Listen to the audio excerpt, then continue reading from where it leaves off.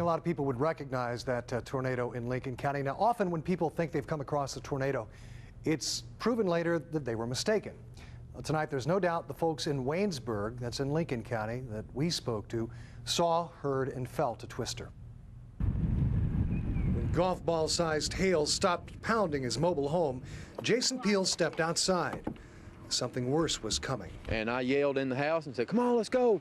And the two boys and my friend, we came out of the house, jumped in the car, drove down the road, and we looked up, and the whole house just blew up. It was a tornado, and it wasn't finished. It sounded like a train coming through the woods, and it sounded like a herd of cows was tromping. It went whoo, and then just like stuff was breaking. After it hit here, then hit Steve Denny's house, and when it went across, it separated into two. Cabrina Denny says a neighbor warned her just moments before the twister paid her a visit. We got in the house, and I got the kids. I got two little ones.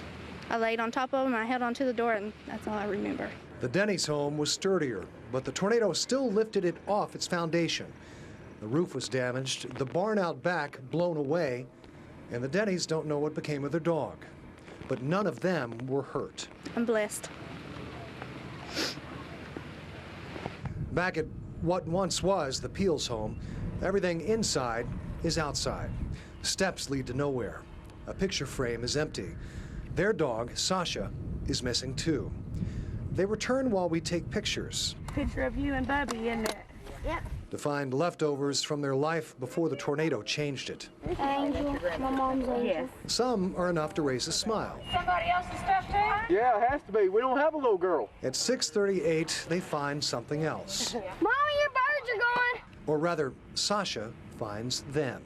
We thought she was dead, and then there she is running. Moments later, the boys began to argue over what belongs to whom. Almost as if they didn't just lose their home, or even more. It's just throat a little bit. Just a few hours before. No. It just broke a little, he said. Well, the Peels did find one of their two parakeets on the ground. It had died, but they say they're grateful to be alive, and they're going to be staying at her mother's house for a time. In the studio, John McGary, ABC 36. A year ago, the 27th of December, I lost my youngest son to drugs and alcohol. I had a 5-centimeter brain bleed, and I was in ICU for about 2 weeks. Virgie Corcoran lost her son, Wendell. Casey Davis lost a promising minor league baseball career, and most of the feeling on his right side. Nearly every person in front of the Liberty Center on New Year's Eve has stories of grief and hope. Father God, we want to thank you for a community that's come together. Or guilt and redemption. Lord. It's hard, and the holidays have been so hard this year. But that's okay. We'll get through it. God's grace is sufficient. It's just so easy to fall back in with your friends that I mean, a lot of them was the ones I went to school with and known forever. And truthfully, a lot of them was family. On one tree, Virgie Corcoran and others leave a picture of loved ones killed by drugs or alcohol. On another, Casey Davis and others trying to stay sober, or with family and friends battling addiction, leave written prayers. Virgie's son died. Casey Davis lived. Both want the same thing.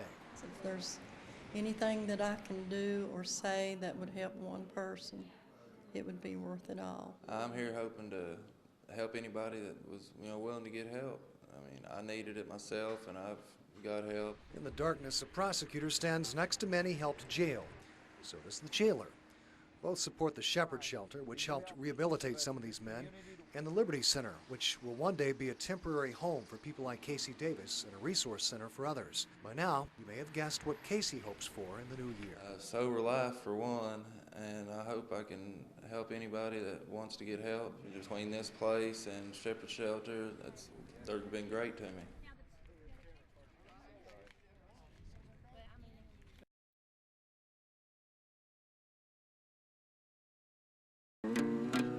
I lost my dog. I lost my woman.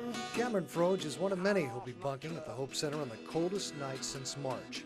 He says he's traveled across the country, but it's clear he's no stranger to the shelter he sings about. I'm out of luck. Lawrenceburg native Nathan Green is trying to stay off the drugs he says put him in prison for his first decade as an adult. I battle with temptations daily. I got to walk across Lexington sometimes just to go to an AA meeting.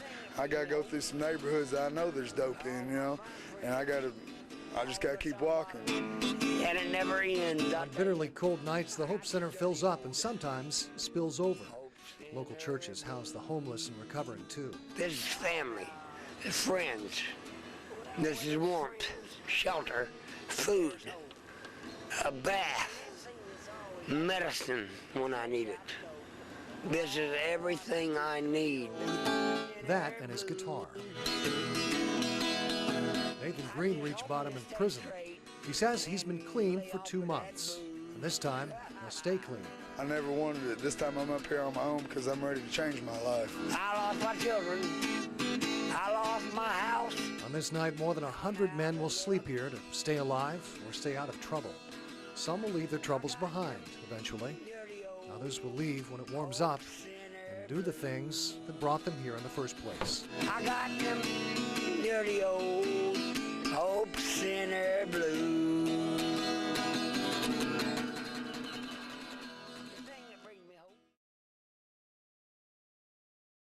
If you think this patch of scorched pavement looks bad in East Lexington, you should have seen the car that was sitting on it a few hours ago. Depending on your point of view, it was either a very bad day for David Wayne Cox and his passenger, Dennis Michael Kelly, or a very good one. A little before 2:30, Karen Campbell saw a burning car before her. So I hollered and told them it was on fire and that I would call the fire department. And they just kept sitting there, and the tires started blowing up, and they weren't getting out. She kept yelling, and eventually the 55-year-old Kelly got out. Cox stayed put. The fire continued to get higher and higher, and he just kept sitting there, and I was screaming. She says Kelly told her the door was locked. That's when your friendly neighborhood meter man came into sight. Now Campbell began yelling at him. So he ran over there, and he was trying to get the door open, and he jumped back because he was going to get burned. And finally, I don't know how he got the door open, but he did get it open and pulled him out into the yard. Police and firefighters raced to the scene. Both kept busy. I still believe the guy didn't even know what had just happened. You know, he was just dazed and confused. And not so the meter man, who a Kentucky utility spokesman says works for their contractor, TrueCheck. He declined an interview request, but he didn't decline a far more important challenge. If it wasn't for him, we would have the coroner here right this minute. He's a hero. I don't know where he went, but somebody needs to give him an attaboy. In Lexington, John McGary, ABC 36 News.